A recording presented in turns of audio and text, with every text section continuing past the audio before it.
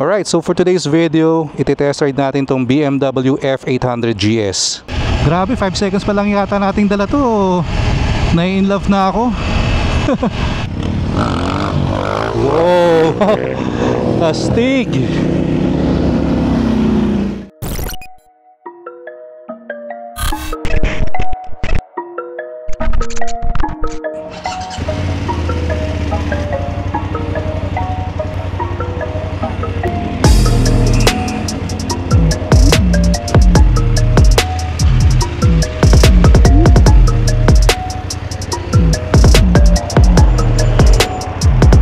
So first impression natin guys, sobrang baba niya.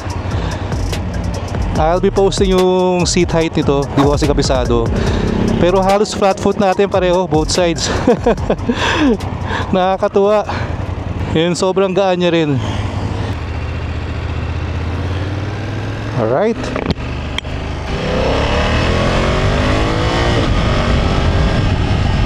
Uy! Smooth ang quick shifter nito ah.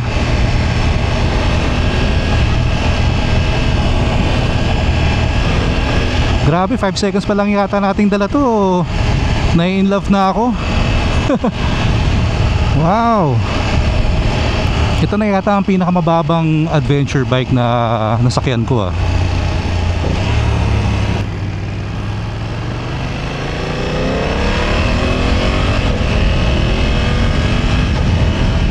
So itong F800 GS, 87 horsepower to.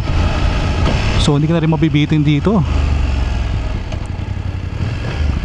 Tingin ko ito yung pinaka entry point eh.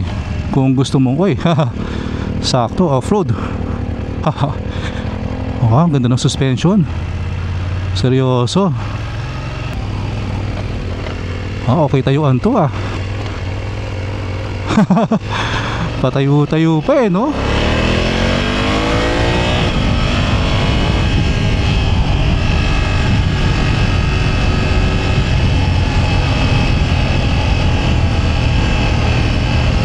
Yan yung TFT display nito, grabe. Sobrang high resolution.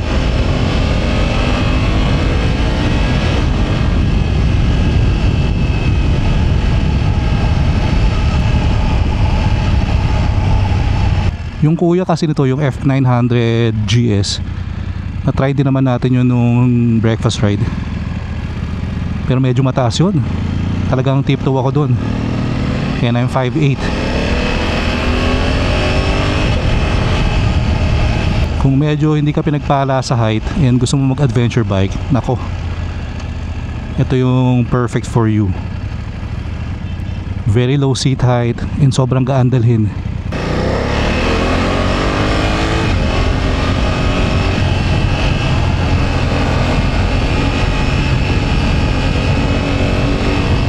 Oh, very agile and nimble din ha. Oh, nakakatuwa.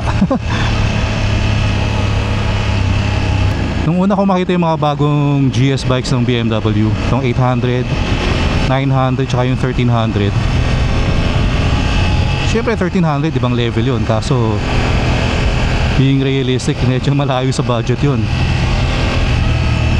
Pero itong F800, in terms of looks, pasok na pasok. Performance, okay din. Very comfortable dalhin. Nice. Minsan kasi pag mabigat din ang motor, nakakapagod rin eh, di ba? Pag malayuan.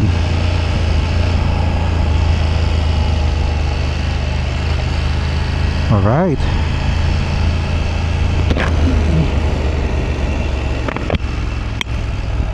Dito naman siguro niya tayo sisitahin.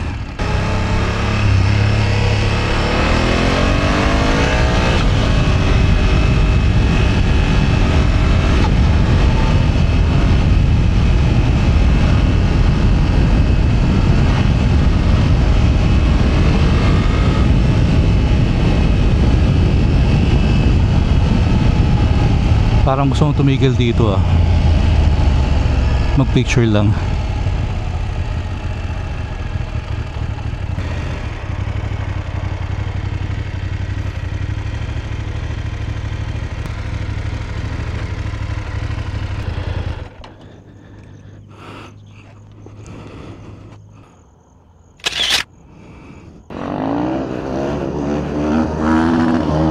Astig! Wheelie yun! Woohoo! Astig!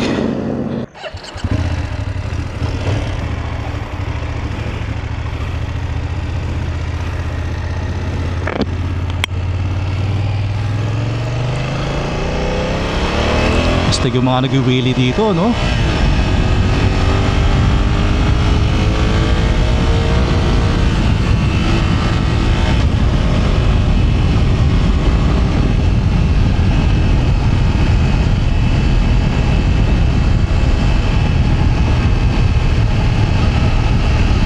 Tuwa ako sa quick shifter nito hindi jerky, very smooth. Kahit low or high RPM ka mag-shift, same lang.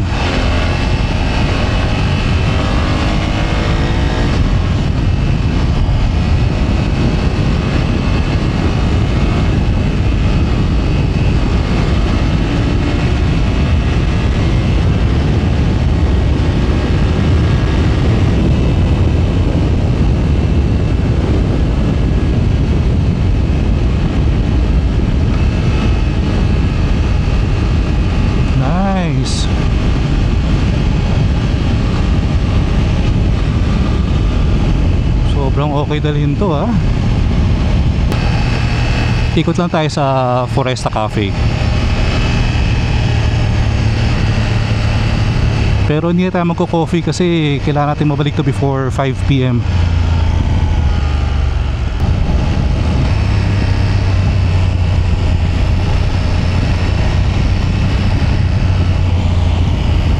Pwede ka lumabas dun. Alright, so we are here, Foresta Cafe.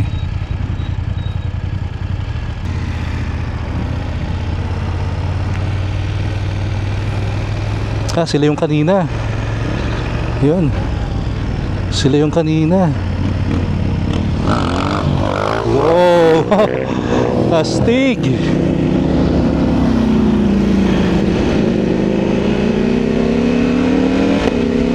Sundan natin sila.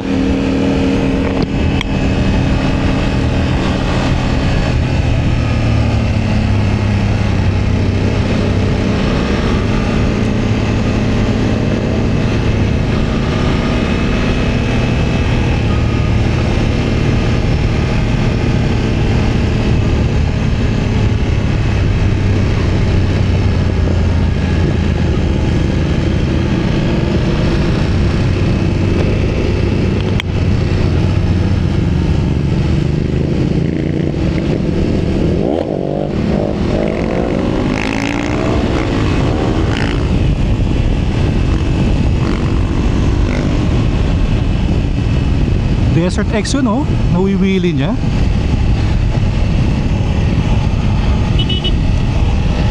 Nice.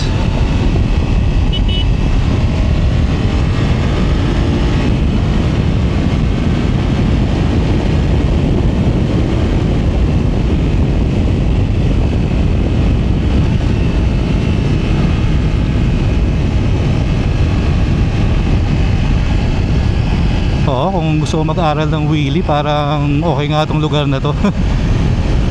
Konti lang dumadaan So ride safe sa inyo mga sir.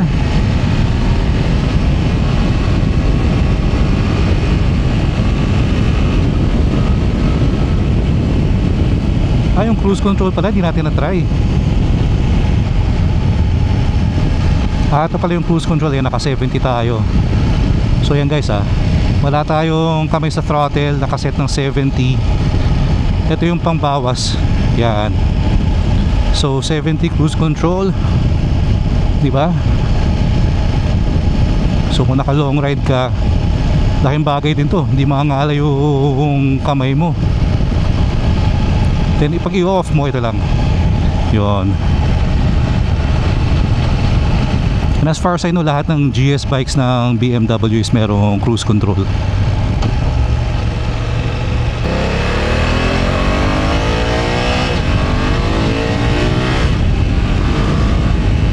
Hindi ka mabibitin sa power nito. Sa akin lang since kasi na-try ko na yung 800, 900 and 1300. Siyempre in terms of power, Talagang ano, ibang level yung 1300. Pero kung isi-city riding mo, hindi mo masyadong maramdaman yung difference eh. Mafe-feel mo talaga yung ano, yung pagkakaiba nung tatlo sa expressway. Kasi no, nag-SLEX kami, talagang ramdam ko yung ano eh, kung gaano ka effortless sa 1300 yung power compared sa F900. And gustong gusto yung colorway nitong ano, nitong F800, itong BMW Blue, no. Baba talaga niya sobra.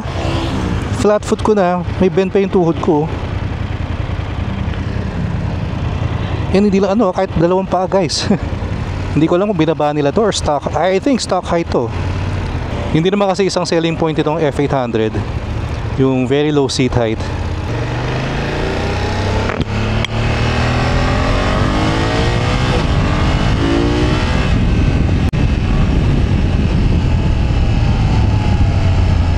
Mahalaga kasi pag city riding yung torque. And dito more than enough na.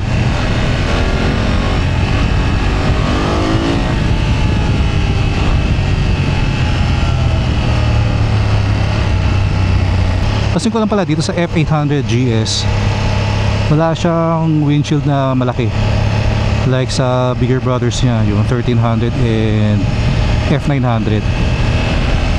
Pero for me, if you'll ask me, walang kaso sa akin yun. Baka mas gusto ko pa nga eh. Kasi napansin ko dun sa 1300, di ba ang laki ng windshield nun? So sa highway talagang wala ka masyadong maramdamang wind sa dibdib mo. So pagdating namin dun sa resto nung ano na, nung breakfast ride, medyo pawis yung harapan ko. Usually hindi naman ako pinapawisan sa harapan eh. Kasi nga yung Z9 naked yun eh. Sa lumulahat ng hangin eh. So for me okay lang din na may hangin. Wag lang siguro yung talagang long ride na the whole time humahampas sa'yo yung ano, yung hangin, nakakapagod yun. By the way, kung meron pa kayong mga gustong BMW bike na i-test ride natin, please comment it down below para ma-request natin, ma-line up natin. Yan, kung gusto niyo yung mga itong content, favor na rin, please click the subscribe button below and like and share the video. Salamat. And as all BMW GS bikes, may cradle din to. Kaya kung sa akin to, may cheeky kagad akong lalagay dito.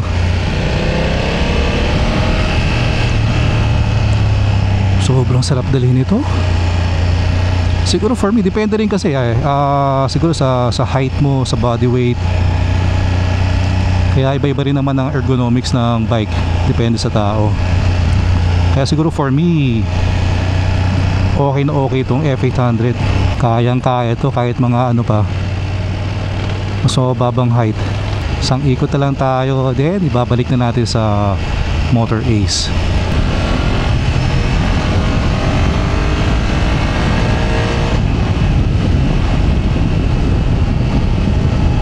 So off-road ulit tayo.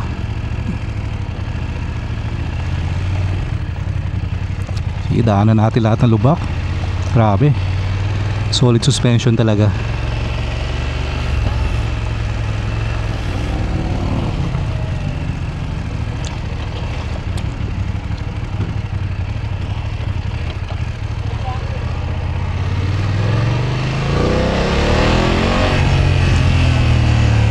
Naka-rain mode pala tayo.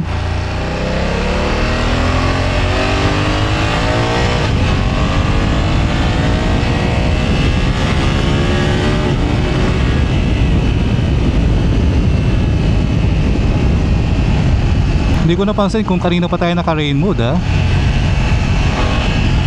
Pero grabe kung rain mode the whole time yun, power wise, wala na akong masabi. Sige, isang ikot pa natin.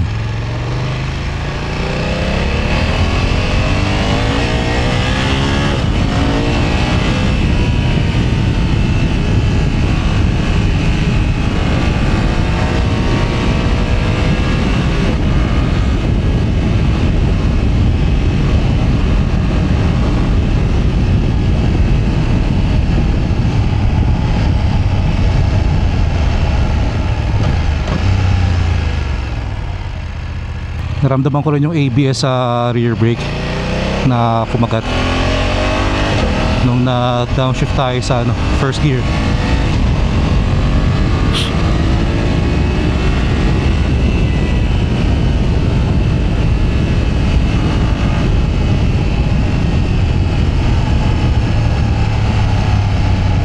Sobrang nag-enjoy na naman ng bata. So let's go back. So as usual, maraming salamat to BMW Daang Hari for the opportunity to test ride one of your amazing GS bikes. So again, this is the F800 GS. Sobrang solid, guys. So babalik na natin.